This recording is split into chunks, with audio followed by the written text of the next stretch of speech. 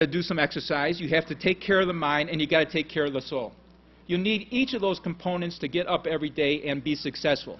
Okay? Some of the most senior managers, I know Steenberg. You might have heard of Frank and Eric Steenberg, and they're famous in Rochester because Eric was the vice chair of Kodak, and Frank was a corporate officer. Frank would get up and run at 5 o'clock in the morning, and he'd be in the office at 6 after running an hour. That's the personal energy and commitment that he had. It's a driving force which gets things done. Now, you know, it's not to say that I never took a vacation. I took a lot of vacations, okay? And it's not to say that I personally didn't have what my wife and I would call a free movie day. Did you ever have one of those days when it's raining out or it's snowing out and my wife and I would grab 3 DVDs, right? And we would watch 3 movies, sometimes 4. But, you know, those times actually recharge the soul in our togetherness. And actually, you know, when you go back the next day, okay, so, you know, life is not about, okay, I got to do this, this, and this. It's also about recharging.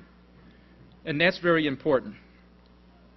But come every day when business is happening, when you are ready in the office, come every day to contribute.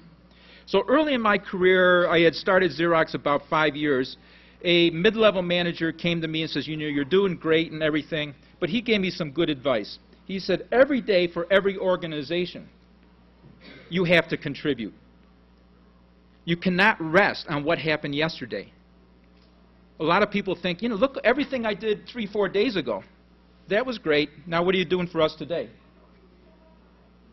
The light went out, but I'm okay. My eyes are not as good as they used to be. So every day, bring your best. You know, you got to play the game. You got to play it at your peak efficiency. You need energy to do that. It's a driving force that gets things done every day. Don't be like this guy. Contribute each day. So a lady and a gentleman are at the coffee machine. I don't know if it could be Starbucks or what I call $6. Well, it is $6. I mean, the mocha and a cup of, you know, what do you got to pay? You're going there $10 for 2 of you. I mean, and I only had coffee, and my wife had all this fancy stuff. So, but that's a different business model. I have a great idea that will revitalize the company, prevent bankruptcy, and save hundreds of jobs. But I'm saving it for the day before my performance review. I don't know. It doesn't sound like he's got the right idea. Maybe he does. Maybe he's going to be promoted to vice president. Okay. Well, that was the first E. Can anybody guess what the second E is? No? No guesses. What is this battery? Yeah, it's a Duracell battery. Is it any good? Energy is like this battery. There you are. You have a lot of energy. What do you do with energy? Engage. You engage. Thank you. You release energy. And if I had the Energize bunny here, you know, I could put it in and the bunny would be hopping and doing something. Or I could put it in the flashlight.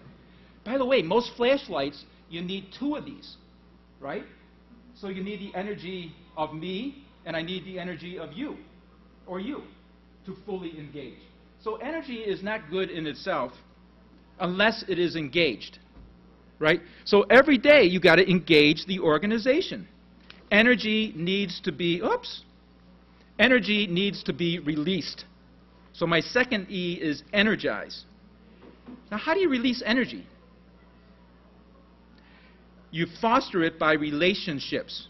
Remember I said you need 2 of these really to drive the any kind of device, typically. Sometimes you need 5 or 6, and then Duracell or Everready becomes very, very expensive.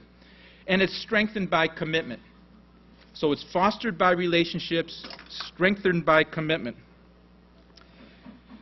You must work through your organization to magnify the positive forces.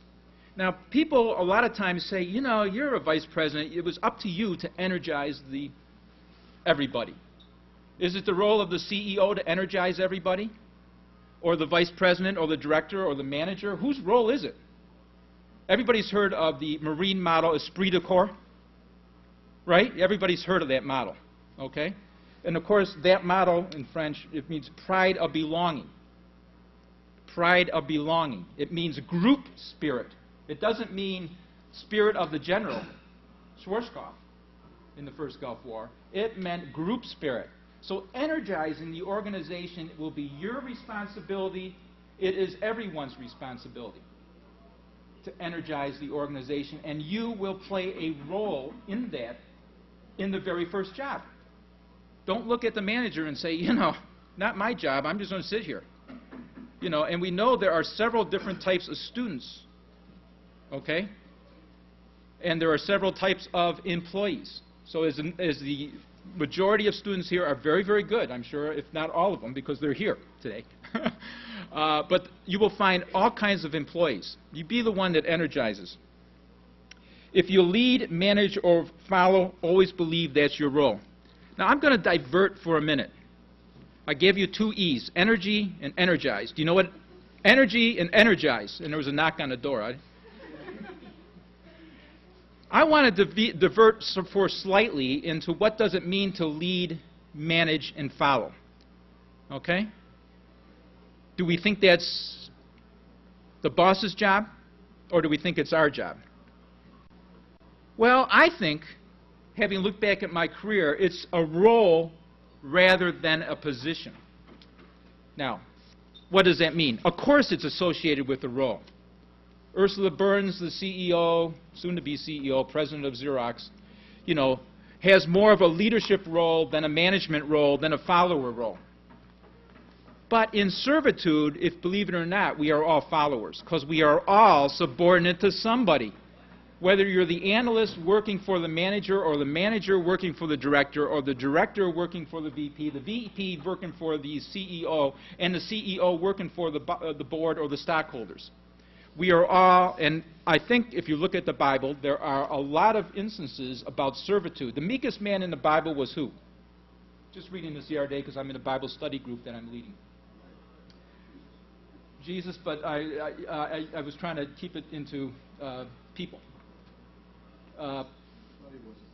Well, that were Moses. Except Jesus. Thank you very much. Moses was one of the most meekest people in the Bible, and you will read that in your Bibles. Very meek man, but led probably 1 million people, hundreds of thousands. They did 2 counts if you read the book of Deuteronomy, out of Egypt into the wilderness. But a very meek person. Doesn't mean he, you know, didn't get upset once in a while, but he was meek, meek of heart. So can you be successful? Following or leading. What do you need to do? Many people try to be number one. I'm the number 1 quarterback. I'm great, you know, blah, blah, blah. Our culture is filled with self-proclaimed number ones, when in fact we are all subordinate.